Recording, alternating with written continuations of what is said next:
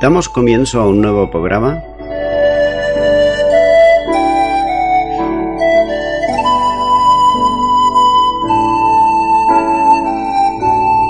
Servidores de Dios.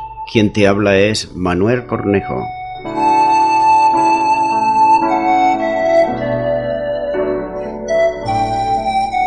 Este es un programa que está respaldado por la Iglesia Evangélica Misión Evangélica de Cataluña.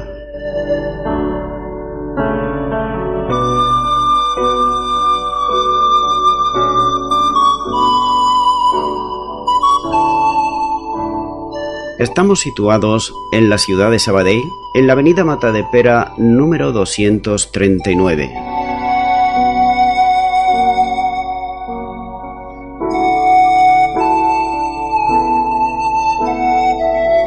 Antes de dar introducción a la palabra de Dios, estaremos poniendo una alabanza.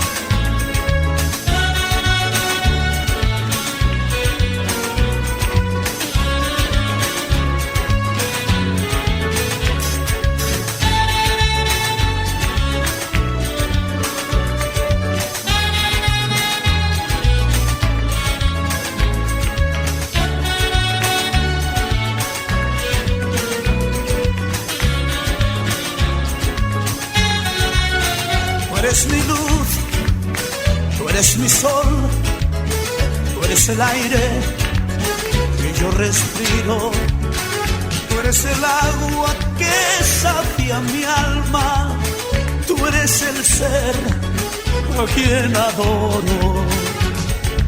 Yo no quiero nada que no seas tú eres el amado de mi corazón.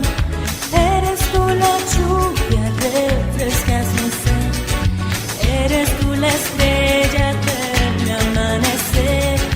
Yo no quiero nada que no seas tú eres el amado de mi corazón. Eres tú la lluvia, refrescas mi ser, eres tú la estrella, eres mi Jesús.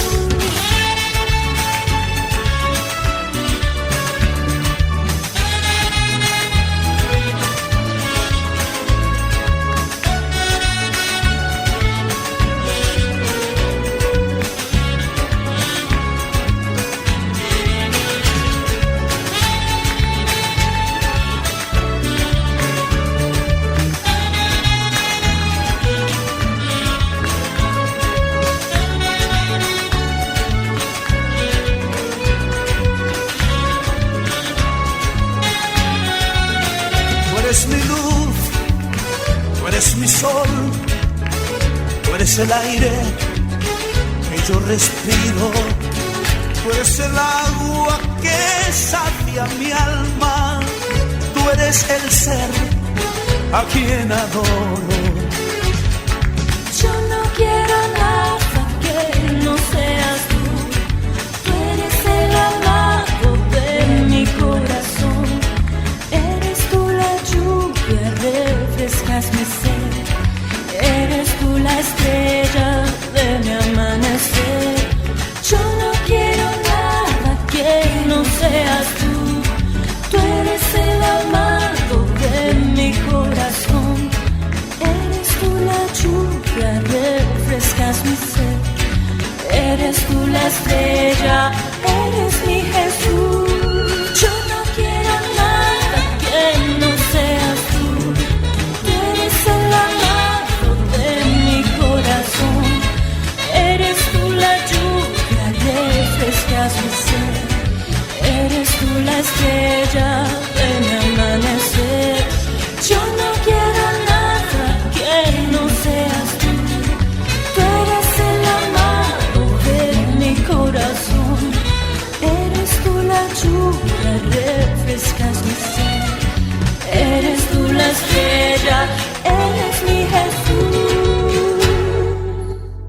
bienvenido al programa Servidores de Dios.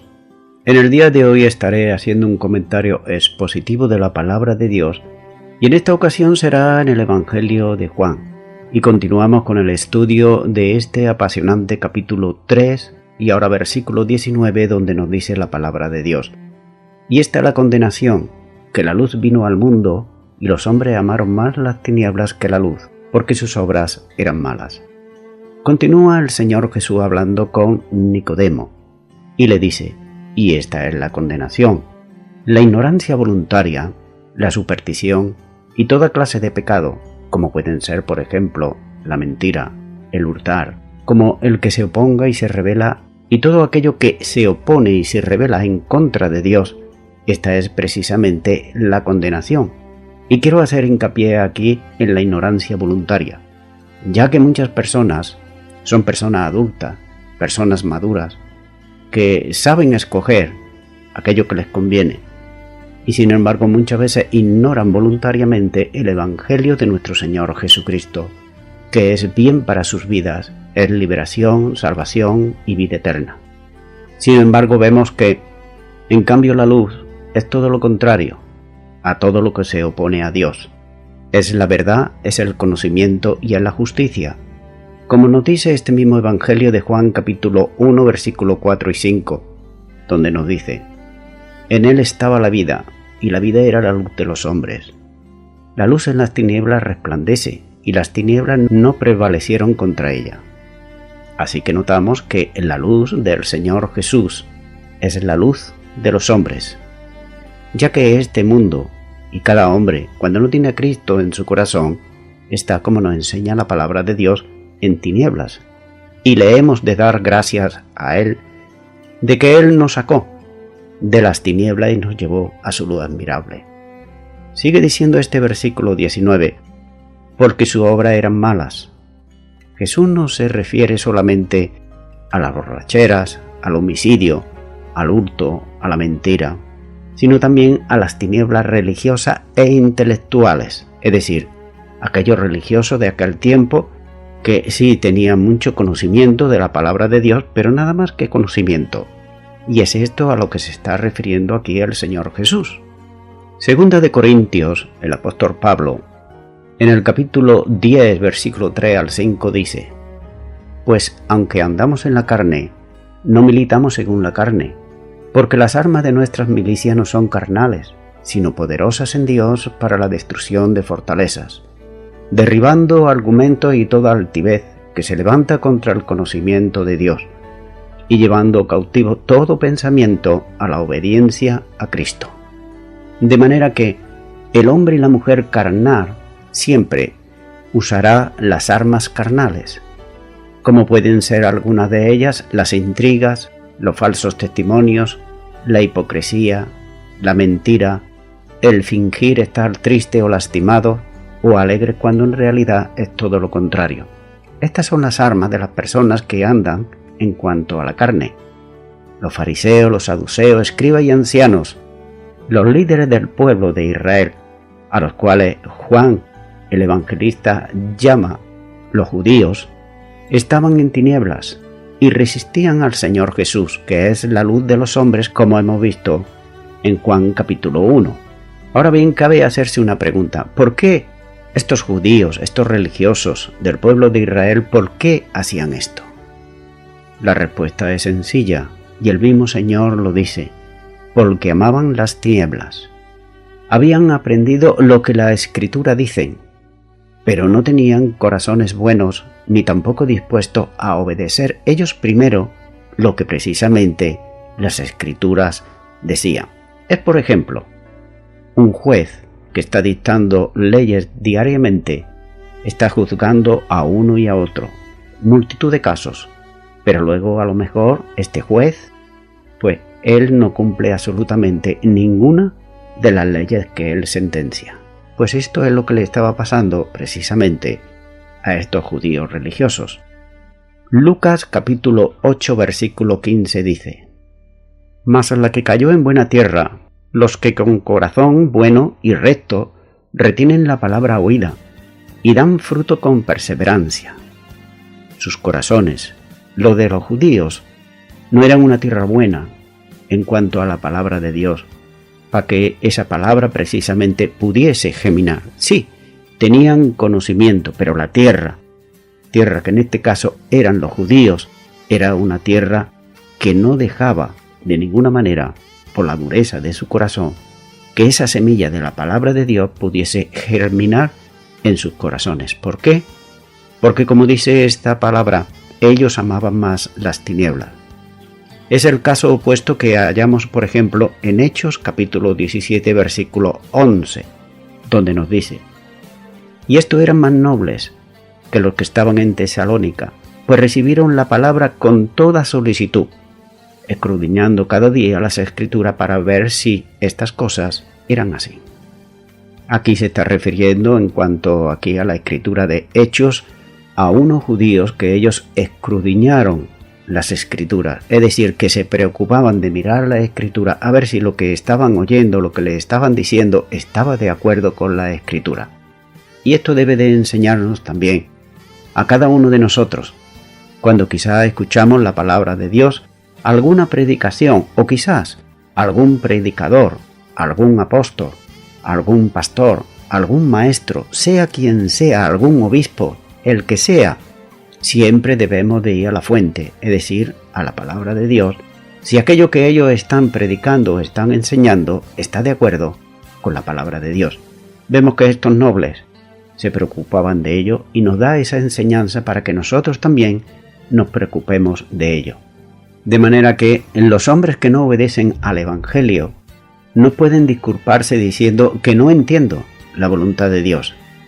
Me refiero a aquellos que escuchan una vez el Evangelio y lo rechazan. Su problema no es intelectual, ya que entienden muy bien lo que quieren, sino que su problema es más bien un problema moral, espiritual, ya que no aman la verdad, pero sí que aman las tinieblas. Continúo ahora con este versículo 20 de Juan capítulo 3, donde sigue diciendo la palabra de Dios: porque todo aquel que hace lo malo aborrece la luz y no viene a la luz, para que sus obras no sean reprendidas. Los incrédulos odian la luz y aman las tinieblas, como dice en Proverbios capítulo 1 versículo 29, por cuanto aborrecieron la sabiduría y no escogieron el temor de Jehová. Ellos y ellas saben muy bien que ese amor a las tinieblas revelará su pecado en un día, como nos dice Efesios 5:13. Mas todas las cosas, cuando son puestas en evidencia por la luz, son hechas manifiestas, porque la luz es lo que manifiesta todo. Así que se usa la luz para descubrir la identidad o la naturaleza de algún objeto. La luz manifiesta toda oscuridad, la descubre y además la hace visible. Por ejemplo, muchas veces la sociedad se queda muy sorprendida cuando salen por los medios de comunicación de que una persona tenía un puesto de responsabilidad y lo pusieron en ese puesto, porque todos pensaban que era una persona respetable y honrada, pero descubren en realidad que esa persona en realidad era una persona que engañó a todos y además era una persona que era corrupta. Qué desengaño, ¿verdad? Para aquellos que le seguían, para aquellos que le jaleaban, para aquellos que los levantaban, sobre todo, por encima de todos. En el caso religioso pasa exactamente igual a lo que acabo de mencionar. Personajes que se inclinan ante ellos y debido a las denuncias luego, resulta que esas personas a las cuales se arrodillaban, incluso le besaban la mano, resulta que esas personas eran pederastras. Y en el día de hoy andan de juicios para arriba y para abajo, pagando aquí y pagando allá dinero para que las bocas estén calladas. La luz del Evangelio descubre la naturaleza verdadera del pecado y al mismo tiempo lo reprende también. Pero como resultado, sellan su propia condenación porque rechazan al único, solamente al único que le puede salvar de las tinieblas y llevarlo a su luz. Esto es el Señor Jesucristo. Continúa ahora con el versículo 21 de Juan capítulo 3, donde nos sigue diciendo la palabra de Dios: mas el que practica la verdad viene a la luz, para que sea manifiesto que sus obras son hechas en Dios. mientras que a los incrédulos se le puede comparar como habitantes del reino de las tinieblas. Los creyentes, los que hemos creído en Cristo Jesús, por otro lado, se aparecen a esas hermosas plantas que vuelven sus hojas hacia la luz del sol. Los cristianos y las cristianas que hemos experimentado el nuevo nacimiento, odiamos el pecado que podamos cometer, y lo podemos cometer por ignorancia, y amamos, en cambio, la justicia. Hay algunos ejemplos como pueden ser aquí en el Evangelio de Juan, hay varios ejemplos, pero también en Primera de Juan, capítulo 2, versículo 3 al 6, capítulo 3, versículo 6 al 10. Ahí tenemos unos ejemplos en los cuales vemos que los hijos de Dios y las hijas, pues no tratan de practicar el pecado, sino que lo rechazan. No tenemos nada que ocultar y por lo tanto no hay razón alguna para temer que sea revelado a la luz aquello que estamos diciendo o hemos dicho alguna vez o hemos hecho, porque lo hemos hecho no con falsedad, sino de todo corazón. Jesús definió al creyente genuino como el que practica la verdad. Y esto es lo que hace la persona que ha nacido del Espíritu. Practicar al momento que tiene a Cristo en su corazón, en ese momento, empezar ya a practicar la verdad. Es decir, esa persona que antes mentía, ya no miente. Esa persona que antes robaba, ya no roba. Empieza a practicar la verdad. Porque la fe salvadora y verdadera se manifiesta invariablemente en las obras hechas en Dios.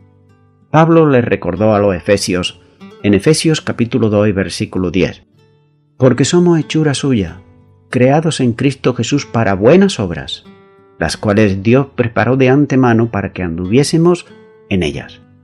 Dice aquí este versículo hechura suya, es decir, cosa de su hacer. Así que se refiere a la creación espiritual y no a la física, como dice en 2 de Corintios 5:17. De modo que si alguno está en Cristo, nueva criatura es. Las cosas viejas pasaron y todas son hechas nuevas. Y son hechas nuevas precisamente para buenas obras. Las buenas obras no pueden ser hechas mientras no seamos criados y enseñados de nuevo para ellas. Es decir, tenemos que ser dirigidos por el Espíritu Santo de Dios que mora en nosotros para poder hacer las obras de Dios. No podemos hacerlo por nuestra propia cuenta. De hecho, hay muchas personas que lo demás dice que son personas que son muy buenas y dan donativos y hacen cosas caritativas en ayuda a los demás, pero muchas veces la hacen para sentirse bien o para tratar así de alguna manera de agradar a Dios. Ahora bien, el cristiano y la cristiana hace esas mismas cosas, pero no solamente para sentirse bien, sino para obedecer la palabra de Dios, porque ahora es una nueva criatura, y esa nueva criatura tiene unas nuevas necesidades espirituales, y una de ellas de las que nos mueve es, por ejemplo, el amor de Dios. El amor de Dios nos mueve a hacer esas obras. ¿Para qué? Para bien de la sociedad que tenemos a nuestro alrededor. Ahora bien, Pablo nunca llama buenas obras a las obras de la ley, ni mucho menos. No somos salvos sino criados para buenas obras. Los redimidos por el Señor Jesucristo siempre haremos frutos dignos de arrepentimiento. Mateo 3:8 dice, haced pues frutos dignos de arrepentimiento. ¿Pero qué significa hacer pues frutos dignos de arrepentimiento? Significa arrepentirse de todo lo que antes se hacía en contra de la voluntad de Dios y comenzar a hacer cosas dignas, cosas que verdaderamente tienen valor para Dios, no para mí, sino para Dios, para la propia persona y también para su semejante. Nótese que he dicho primero para Dios, luego para la propia persona y luego para sus semejantes. Así que, de hecho, es por hacer fruto de buenas obras que se demuestra si una persona es o no es discípulo o discípula del Señor Jesús. Juan 15:8 dice, en esto es glorificado mi Padre, en que llevéis mucho fruto y seáis así mis discípulos. Muchas veces me asombro de aquellos que se dice que son cristianos y cristianas y que llevan en la iglesia años y años, pero sin embargo no se le ve absolutamente ninguna clase de fruto por ningún lado. Cabe hacerse la siguiente reflexión: ¿habrán experimentado estas personas el nuevo nacimiento? ¿Tendrán una comunión diaria con el Señor Jesús? ¿Amarán su palabra? ¿Querrán obedecer al Señor? Son muchísimas las preguntas que hay ahí, pero el resultado es que no hacen absolutamente nada. Aunque aquí no se indica ninguna respuesta de Nicodemo, recordemos que está hablando el Señor Jesús con Nicodemo en cuanto a la salvación. Evidentemente él tomó en serio la advertencia del Señor Jesús, pues las referencias posteriores de Juan implican que se convirtió en un verdadero seguidor del Señor Jesucristo, como nos muestra, por ejemplo, Juan capítulo 7, versículos 50 y 51, donde dice: les dijo Nicodemo, el que vino a él de noche, el cual era uno de ellos, ¿juzga acaso nuestra ley a un hombre si primero no le oye y sabe lo que ha hecho?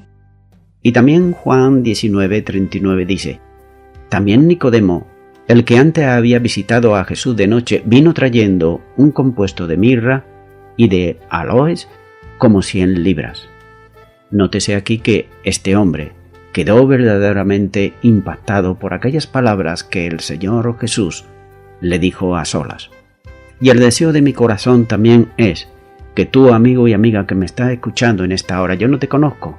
Aquí, en la tierra, no te conozco. No tendré a lo mejor la oportunidad de poder conocer personalmente, pero sí te puedo asegurar algo. Si tú aceptas a Jesucristo en tu corazón, sí que podré verte en el cielo cuando estemos con el Señor Jesús. Continúo ahora con Juan capítulo 3, versículo 22, donde sigue diciendo la palabra de Dios.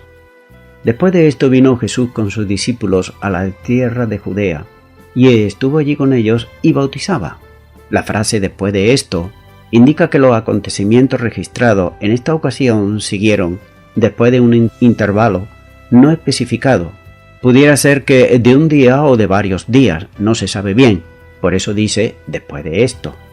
Sigue diciendo, vino Jesús con sus discípulos a la tierra de Judea. Después de la semana de la Pascua y de la entrevista con Nicodemo, el Señor Jesús, acompañado de sus discípulos, probablemente los 6 mencionados en Juan capítulo 1, versículo 35 al 51, como son estos discípulos, Juan, Jacobo, Felipe, Pedro, Andrés y Natanael, parece ser que eran estos 6 discípulos.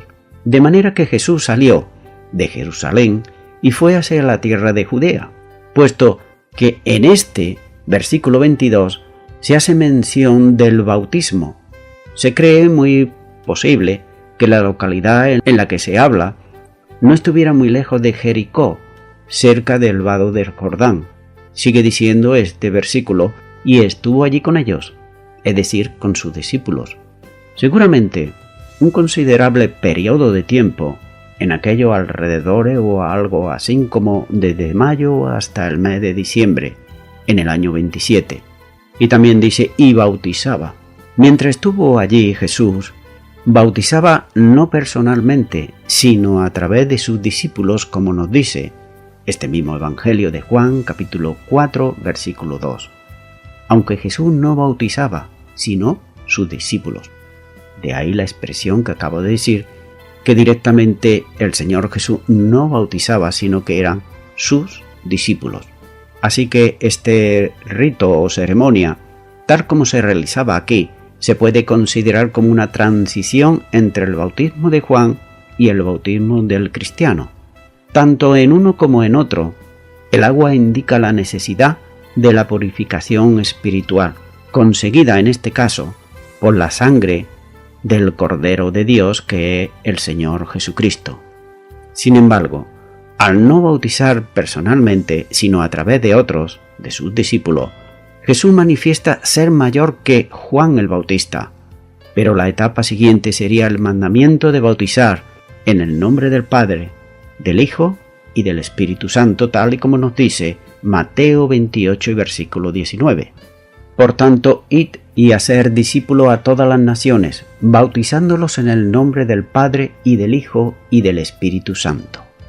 Continúo ahora con el versículo 23 del capítulo 3 de Juan, donde sigue diciendo: Juan bautizaba en Enón, junto a Salim, porque había allí muchas aguas, y venían y eran bautizados. Al mismo tiempo que Jesús, por medio de sus discípulos, bautizaba en la región de Judea, Juan el Bautista continuaba su ministerio un poco más al norte. Lo volvemos a encontrar muy cerca de donde estaba la última vez. Entonces se encontraba en Betania, del otro lado del Jordán, como nos dice capítulo 1 de Juan, versículo 28. Ahora ha cruzado el río y continúa su obra en este lado del río Jordán. Según al parecer de muchos, Enón, probablemente de una palabra aramea que significa fuentes, cerca de Salim. Se encontraba situada a unos pocos kilómetros del suroeste precisamente de Betania. Por tanto, la gente venían a Juan el Bautista de todas partes y eran bautizadas, no solamente judíos, sino de todas partes. Pero poco a poco, la masa fue abandonando a Juan y comenzaron a seguir al Señor Jesús, como nos dice el versículo siguiente, el versículo 24 de este capítulo 3, donde dice: ya que Juan todavía no había sido puesto en la cárcel. El escritor de este evangelio, Juan, antes de proseguir, resuelve un problema y es el siguiente. Los lectores de este evangelio podrían objetar y preguntarse: ¿cómo puede ser que Juan estuviera bautizando, Juan el Bautista, en esta época? ¿Acaso no es cierto que inmediatamente después de la tentación del Señor Jesús, el Bautista fue encarcelado? El escritor, Juan, se da cuenta de que algunos podrían esto interpretarlo mal, como por ejemplo vemos en Mateo 4, 11 y 12, donde dice: el diablo entonces le dejó, y aquí vinieron ángeles y le servían. Y el siguiente versículo: cuando Jesús oyó que Juan estaba preso, volvió a Galilea. Dándose ese sentido, por ello, dando desde luego por sentado que los creyentes en Asia Menor ya habían leído los primeros evangelios del escritor, corrige un posible, como he dicho, malentendido y muestra entre, por ejemplo, Mateo 4:11 y Mateo 4:12, o entre Marcos 1:13 y Marcos 1:14, y también entre Lucas capítulo 4 versículos 13 y 14, es decir, entre la tentación de Cristo y el encarcelamiento de Juan el Bautista, hubo un considerable espacio de tiempo durante el cual Juan y Jesús realizaron un ministerio paralelo. Por tanto, esta es la explicación de la palabra porque Juan no había sido aún encarcelado. Continúo ahora con Juan capítulo 3 versículo 25, donde dice: entonces hubo discusión entre los discípulos de Juan y los judíos acerca de la purificación. El ministerio paralelo del Señor Jesús y Juan el Bautista fue ocasión de una disputa aquí, como estamos viendo en este versículo, entre los seguidores o discípulos de este último y algún judío que apoyaba al primero. Y un judío se refiere en singular, judío, en lugar de plural, judíos, como está en la Biblia Reina Valera 1960, ya que hay otras traducciones que así lo apoyan y lo dicen en singular, judío, acerca de la purificación y ritual judía, como nos dice Juan 2:6. No está claro si el judío era un seguidor del Señor Jesús. Sin embargo, la reacción de los discípulos de Juan revela que los discípulos de Juan el Bautista sentían que había un asunto más profundo en juego, es decir, los méritos relacionados del ministerio del bautismo de Juan en comparación con la del Señor Jesús.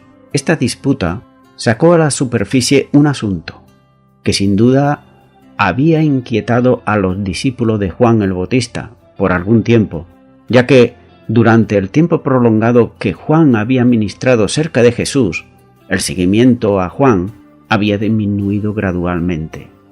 Atribulados por el descenso de la popularidad de su maestro de Juan el Bautista, resaltaba en su disputa con el judío aquí.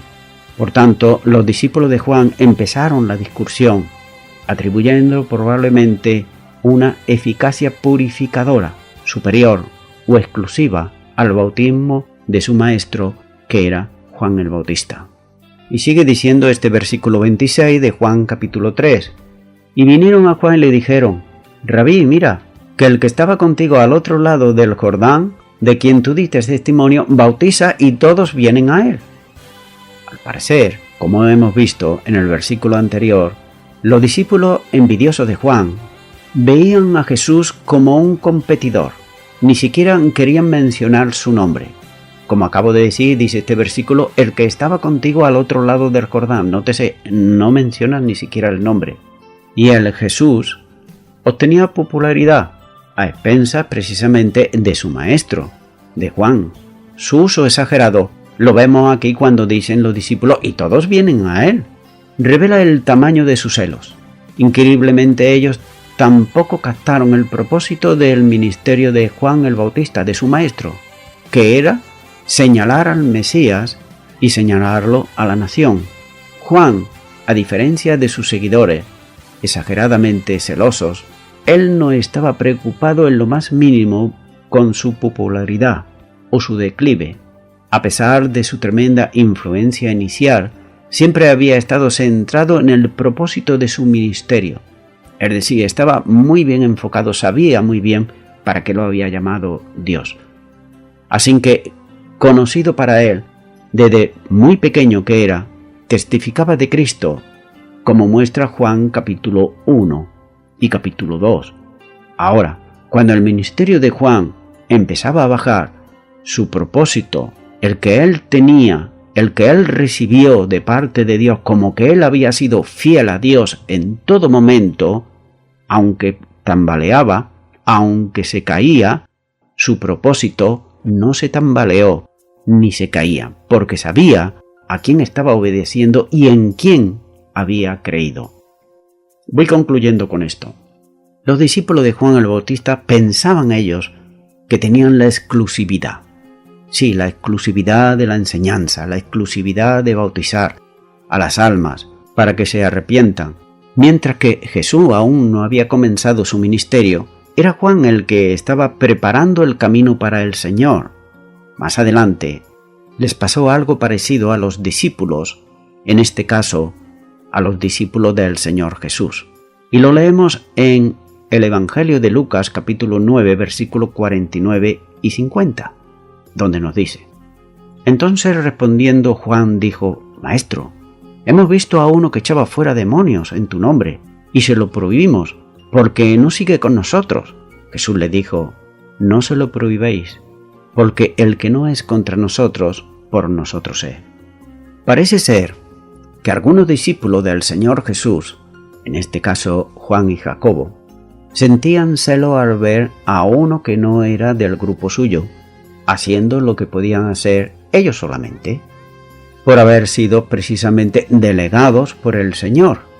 Pensaban ellos que tenían la exclusividad también de echar fuera, en este caso, demonios. Este pasaje nos ilustra la popular filosofía de la tolerancia para toda cosa religiosa, ya que tuerce las Escrituras quienes así lo aplican. Por ejemplo, en 2 de Pedro, capítulo 3, versículo 16, dice: Casi en todas sus epístolas, hablando en ellas de estas cosas, entre las cuales hay algunas difíciles de entender, las cuales los indoctos e inconstantes tuercen, como también las Escrituras para su propia perdición. Y esto hay que tener mucho cuidado, ya que se puede coger, y de hecho se coge, estos versículos de Lucas, capítulo 9, versículo 49 y 50, para algunas iglesias o algunas denominaciones hacer lo que bien les place. Y no es así. Por tanto, Cristo quiere que sus seguidores todos sean uno, como el Padre y Él son uno, como nos dice Juan 17:21, y que hablemos todo una misma cosa, como dice 1 de Corintios capítulo 1 y versículo 10. Más adelante, Jesús tuvo que reprender a Juan y a Jacobo, como nos muestra este mismo capítulo de Lucas capítulo 9 versículos 54 y 55, donde dice: Viendo esto, su discípulo Jacobo y Juan dijeron: Señor, ¿quieres que mandemos que descienda fuego del cielo como hizo Elías y los consuma? Entonces, volviéndose él, los reprendió diciendo: Vosotros no sabéis de qué espíritu sois. Aquí, Jacobo y Juan muestran que merecían el apodo que recibieron en Marcos capítulo 3, versículo 17, y el apodo que recibieron fue hijos del trueno, porque estaban dispuestos a castigar a los samaritanos que no la habían recibido bien. Nos podemos imaginar, sin embargo, si en estos momentos Jacobo y Juan hubieran tenido el respaldo, por ejemplo, de Roma y del Sanedrín, ¿qué hubiera pasado? Que hubieran ido allí a predicarle, a mostrarle el amor de Dios y no lo hubieran recibido. ¿Qué hubieran hecho ellos con el apoyo de Roma y del Sanedrín?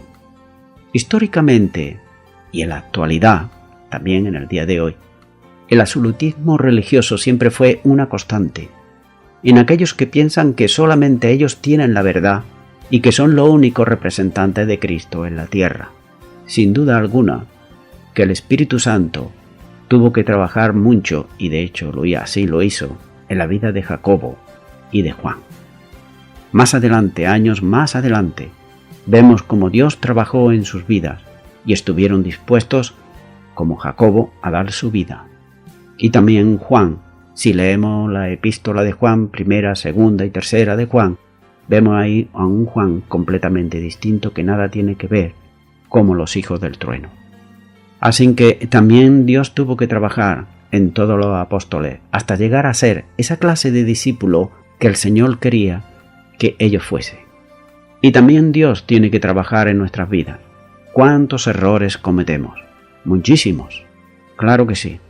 Pero hemos de tener en cuenta que no lo cometemos o no lo hacemos, la mayoría de las veces, por no decir todas, a cosa hecha, sino que muchas veces es por ignorancia. Y por eso tenemos que ir, en primer lugar, al Señor Jesús y pedirle perdón, y también a las personas que le podamos causar daño. Ya que ninguno de nosotros somos perfectos, absolutamente ninguno. Mi amigo, mi amiga, decir una persona tengo la exclusividad de la enseñanza, del bautismo, del evangelismo, no sirve absolutamente de nada, ya que las personas podemos decir lo que nos venga en gana y nada más. Si Cristo no está en la vida de esa persona, ningún hombre posee la verdad absoluta, ni ninguna institución, ya que solamente Jesús es el camino, la verdad y la vida, y nadie, absolutamente nadie, puede ir al Padre si no es por medio del Señor Jesucristo. Sí, ya sé que lo popular dice que todos los caminos llevan a Roma. Déjame decirte que no todos los caminos llevan a Roma. También dicen que todas las religiones son buenas. Déjame decirte que ninguna religión te lleva al Padre Eterno. Solamente Jesucristo. Esos son mitos humanos, leyendas, cosas para niños y nada más, para acallar la conciencia y no rendirse delante del Señor, que es el único, que es el camino, la verdad y la vida. De manera que si tú aún no has tenido la experiencia de invitar al Señor Jesucristo a que venga a tu corazón, ahora puedes hacerlo en una oración. Para ello solamente tienes que repetir, porque quizá a lo mejor no sabes, pero yo te puedo guiar en una oración, si tú así lo permites.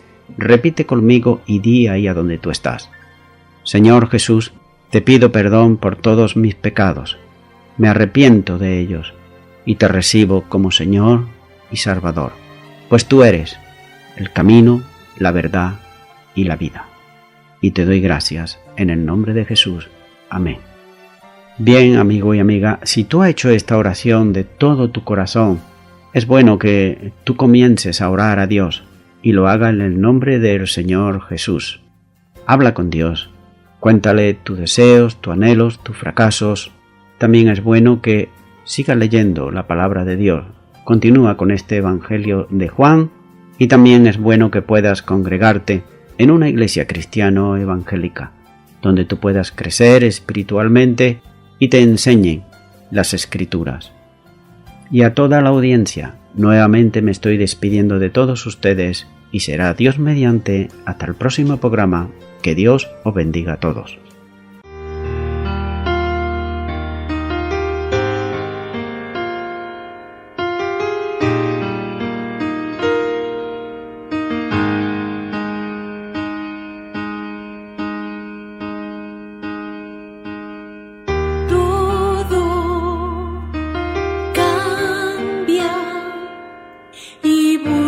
amor donde no lo hay.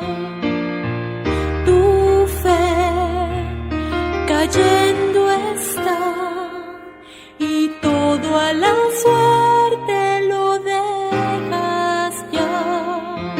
Cuando tu caminar más difícil es y seguro no estás, Cristo aún está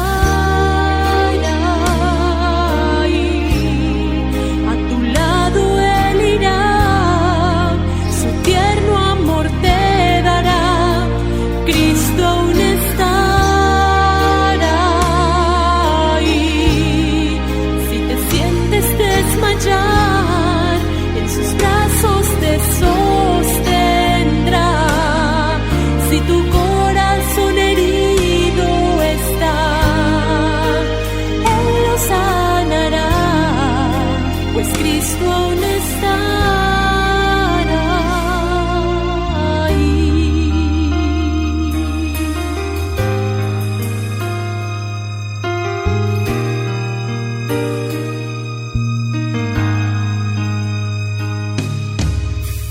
Todo parece cambiar y sientes que el sol